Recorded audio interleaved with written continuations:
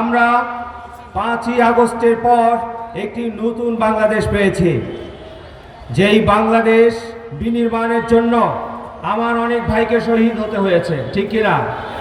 আমার ভাই আবু সাইদ, তাকে নির্বিচারে পাখির মতো গুলি করে তাকে হত্যা করেছে।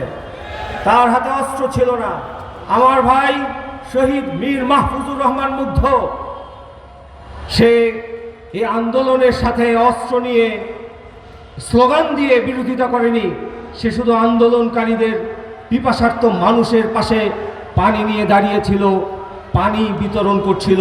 তাকে পর্যন্ত এই স্বৈরাচাররা, এদের দোসররা তাকে পর্যন্ত খুন করতে একটু দ্বিধা করে নাই।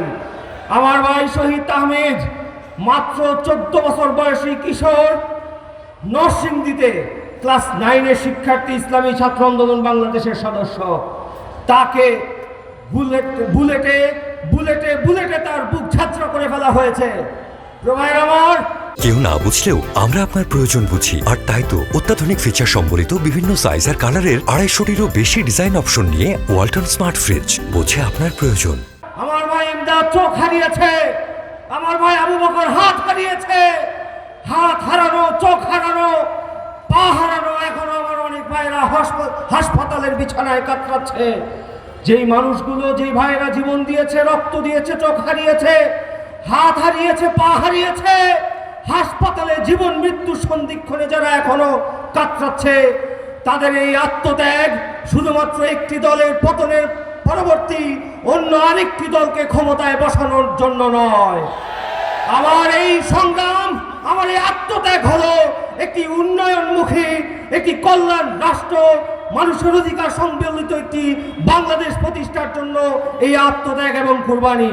ভাইরা আমার, আমরা অতীতেও দেখেছি অনেক আন্দোলন হয়েছে, সংগ্রাম হয়েছে, কিন্তু জনগণের এই আন্দোলন সংগ্রামগুলো কেউ কেউ কুক্ষিগত করার চেষ্টা করেছেন।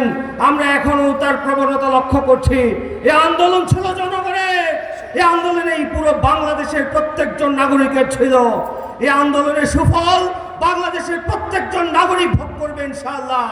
বাংলাদেশের প্রত্যেকজন নাগরিক যদি আন্দোলনের সুফল ভোগ করতে হয়, তাহলে এমন একটি দল আগামী দিনে বাংলাদেশে রাষ্ট্র ক্ষমতায় দায়িত্ব নেওয়ার জন্য প্রস্তুত হতে হবে।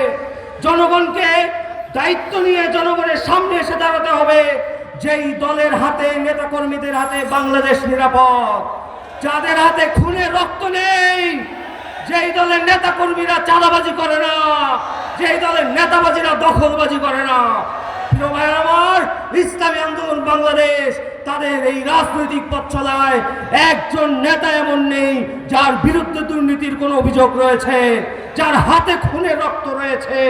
আমাদের নেতা পীর সাহেব যেমন একজন আদর্শ নেতা, এরকম একজন আদর্শ নেতার নেতৃত্বে একটি সুখী সমৃদ্ধশীল কল্যাণ রাষ্ট্র প্রতিষ্ঠার জন্য ইসলামী আন্দোলন বাংলাদেশের নেতৃত্বে জনগণকে ঐক্যবদ্ধ হওয়ার উদাত্ত আহ্বান জানাই। আসুন আমরা সকলে সম্মিলিতভাবে একটি সুখী সমৃদ্ধশীল উন্নত কল্যাণ রাষ্ট্র ইসলামী বিধিবিধানের আলোকে নতুনভাবে নতুন বাংলাদেশ বিনির্মাণ করি। সবাইকে ধন্যবাদ।